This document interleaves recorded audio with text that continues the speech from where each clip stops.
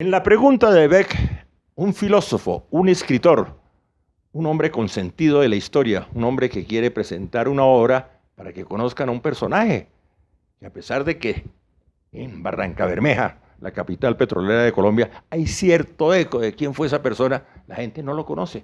No lo conoce el Partido Liberal, en general no lo conoce el país. Ya vamos a hablar del libro, ya vamos a hablar del personaje. Primero, quiero saludar al autor, Carlos Nicolás Hernández. Bienvenido. Muchas gracias, mi amigo.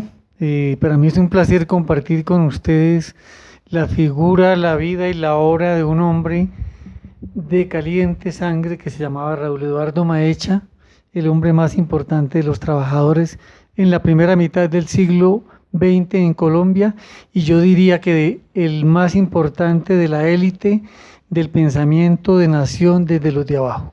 ¿Y por qué no se conoce la figura de Maecha? Porque en este país la historiografía oficial fue deformadora, incluido el naciente Partido Comunista, que no tenía visión del personaje y todo lo manejaban desde Rusia, las orientaciones, y no del conocimiento de la realidad colombiana. Es una crítica generalizada. Si los partidos no conocen la historia, ¿cómo pueden enfrentar el presente? Porque el concepto de liderazgo no lo tienen todos los hombres en la vida, y líderes no nacen todos los días. Maecha es un líder excepcional, es el primer hombre brillante que se enfrenta contra el imperio norteamericano desde un punto de vista del conocimiento de lo que era el imperio, los enclaves coloniales y su concepto de nación. Y ahí cabe el concepto, en ese entonces ya en boga, repúblicas bananeras. Sí, desde luego, ¿no? Es que pues esa fue la segunda fase grande del río Magdalena y del Magdalena en general, pero claro, sabemos que es un personaje que pelea contra la Tropical, que era una empresa norteamericana ligada al poder directo del gobierno norteamericano, igual que el emporio de la United Fruit Company, que era realmente un imperio dentro del imperio norteamericano. Es decir, ese imperio de la United tenía 187 barcos y tenía su propia constructora de barcos y todo el poder de la explotación de la industria bananera en América. Y el imperio petrolero, la concesión de mares y demás, usted me habla de la Tropical, pero en el lenguaje de la gente de Barranca no se habla de la Tropical, sino de la Troco.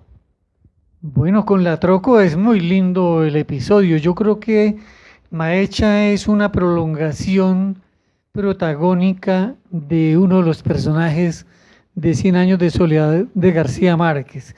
Yo creo que Maecha es el río ante todo, la cultura y el pensamiento del río que van desde Girardot hasta Barranquilla, y la capital del río en ese entonces era Barranquilla. Era Barranquilla. ¿Y Barrancabermeja qué lugar ocupaba? Barrancabermeja era el epicentro del pensamiento moderno, tanto en la confrontación del trabajador altamente industrializado como en la producción más altamente calificada a nivel de producción imperial, muy por encima incluso del tema de la zona bananera. Barrancabermeja tiene un lugar muy importante, no sé si el más importante, en la historia del sindicalismo colombiano.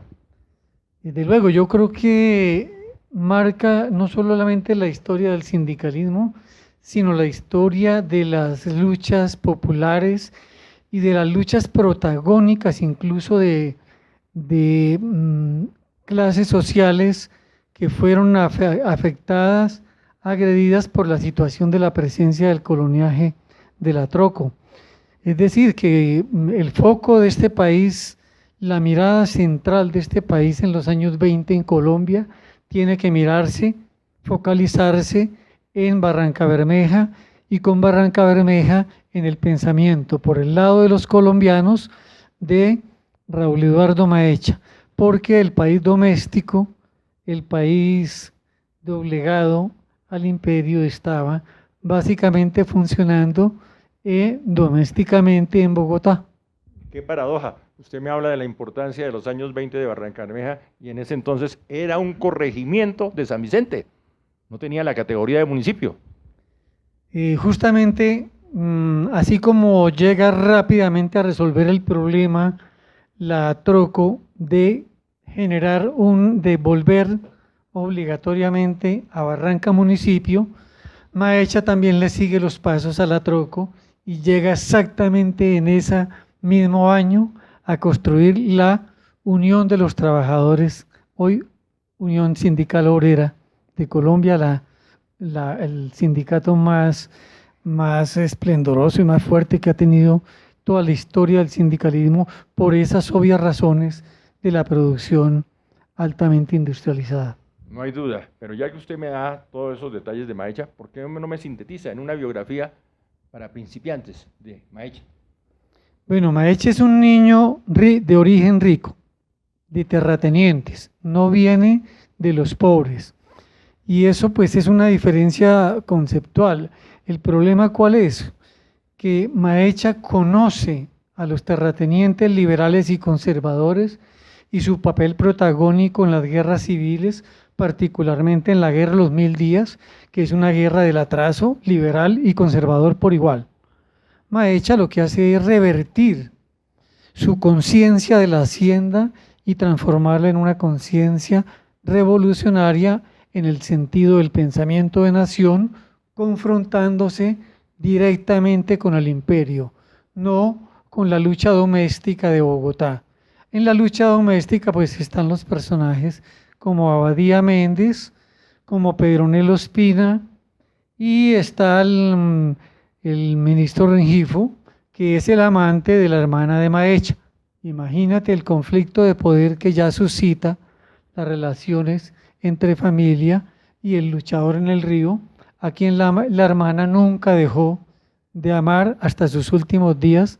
Yo tuve la oportunidad de conocerla en su propia casa. Voy a decir algo exagerado, pero que corresponde a la historia. No se me vaya, Carlos Nicolás. La verdadera historia no se hace en los grandes salones, no se hace en las grandes oficinas. Y con el debido respeto por los televidentes, la verdadera historia se hace en la cama.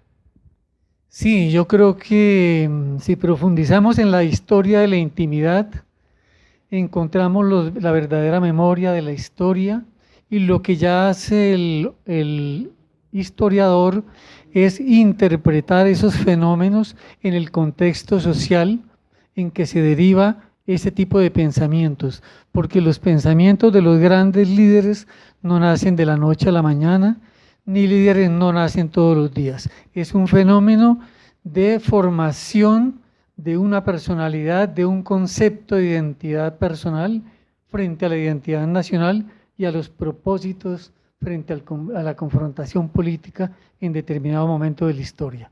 ¿Qué sería de la historia de Maecha sin su hermana y su amante? ¿Qué sería de Bolívar sin Manuelita? ¿Qué sería de Napoleón sin Josefina? Y le sigo con la historia para confirmar. Y hay otro dato que también se puede uno sacar de lo que usted señala. Los grandes líderes revolucionarios, contrario a lo que la gente piensa, son gente adinerada, gente con plata, son los que realmente generan las grandes revoluciones. Sí, no es el problema en sí mismo del dinero como tal, sino es que si tú naces en una estructura como la de las haciendas del Tolima Grande, tú tienes la opción de volverte un represor igual que los mismos terratenientes del Tolima, es decir, prolongar la herencia del poder de la familia o subvertirla. El caso de Maecha es que hay una subversión, un cambio hacia el otro lado, pero desde una perspectiva no del resentimiento, sino de la grandeza que le da a confrontar al más grande imperio en ese momento, que no eran los rusos, sino era el imperio norteamericano en su momento de esplendor. Y todavía se mantienen rezagos en eso. Yo no entiendo cómo Barranca todavía tiene el famoso alambrado, la famosa malla que diferencia a la gente del resto. Eso no lo entiende nadie. Y a pesar de esa lucha revolucionaria, ese sindicato tan importante como la USO, ¿cómo es que el bus de los obreros no es el mismo bus de la gente staff? ¿Cómo es que el club de los obreros es diferente de staff? Esas son las cosas elementales de una gran revolución. ¿Por qué el barrio Miramar tiene malla? Bueno, yo lo de las mallas, a mí me ha llamado más interés reflexionar sobre las mallas mentales. Las mallas mentales son las que no nos permiten entender sensiblemente cuáles clases sociales estamos en determinado espacio de la historia y cuáles no, si se llaman clases o si son pequeños núcleos nomás de poder que se han conformado como herencia de lo que es el marasmo colonial y el siglo XIX de Colombia, que todavía con sus guerras civiles permanece en la mente de los colombianos. Y acaban de hacer una aclaración y a veces se le deja unos vacíos. El club es el Club Miramar, que es el de la gente de staff, y el Club Infantas, que es el club de los obreros. Club Infantas que nace al frente de la plaza de mercado y que después por la presión sindical tienen un muy buen club, pero sigue la diferencia. Llámese Shell, que es el nombre que se le da a Casabe, se le daba históricamente a Casabe, vamos para la Shell porque era la compañía holandesa que manejaba allá los pozos. Pero sí, yo nunca entendí el tema.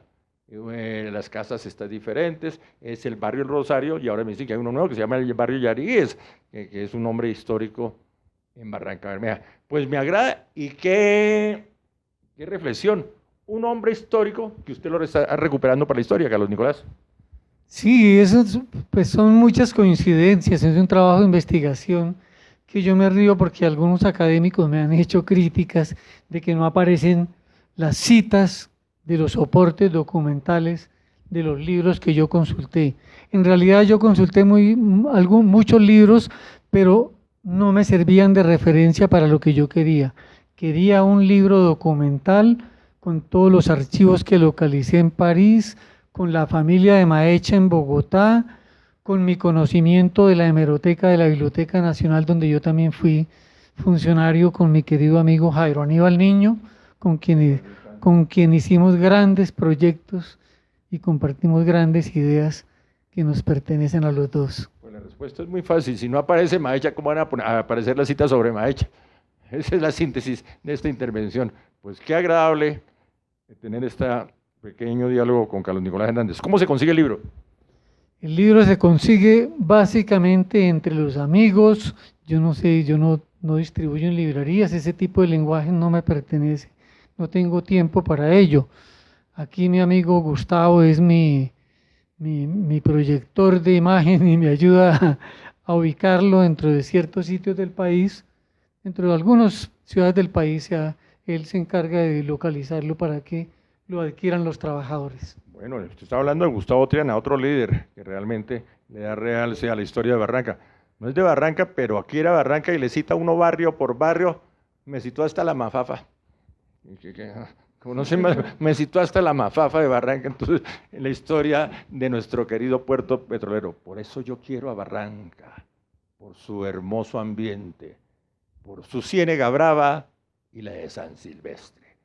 Y en palabras mías, ese vallenato que compuse con el gran Emiliano Zuleta, que yo he pensado mucho en hacer una composición como homenaje a Barranca Bermeja, tierra que llevo en mi corazón. Gracias, Carlos Nicolás. Muy bien, maestro. Yo, pues, esas frases me fascinan. Yo solamente te acoto que uno de los luchadores también y de los grandes genios de este país en la música estuvo allá echando pico y pala en la época de los trocheros, 1920, se llama José Barros. ¿José Barros también estuvo en Barranca? Y a nivel contemporáneo, hablando de compositores... Razo. No me diga, no conocía esa historia de La Llorona Loca, de Momposina, de un tipo con una serie de composiciones, pero en la época moderna tenemos otro compositor que tampoco era de Barranca, pero se instaló en Barranca, José Garibaldi Fuentes. José Garibaldi Fuentes, bueno, aquí son elementos... Bueno, Choperena era el autor de la letra de La Pollera Colorada, porque la música era de Juan Madero, que tocaba el clarinete en la orquesta de Pedro Salcedo. Pedro Salcedo, que viene de Sincelejo y Corozal, ese sector, y si sale en Barranca. Bueno, gracias por venir y muy amable. No, muchas gracias por usted y bienvenido que todos los colombianos que puedan acceder a mi libro lo lean. Maecha, un pensamiento de nación. Sí, hay que comprar y leer el libro Maecha, un pensamiento de nación. Gracias, Carlos Nicolás Hernández.